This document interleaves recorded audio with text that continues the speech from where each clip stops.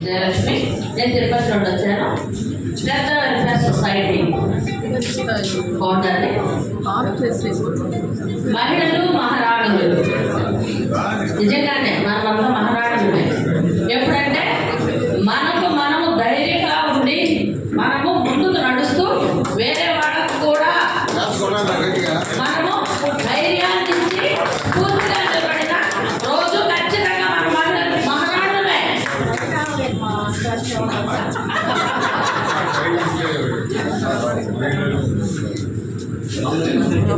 అమ్మగా అమ్మాయిగా, చెల్లియగా చెల్లాయిగా, ఇంటిని నడిపే ఇంటులందరికీ ఇదే మా వందనం. ఊరిలో అధికారిగా, పేరులో అభినేత్రిగా, జాతిని నడిపే జానలందరికీ ఇదే నీరాజనం. మహిళ లేనిదే మహిళ లేదే వైభవం.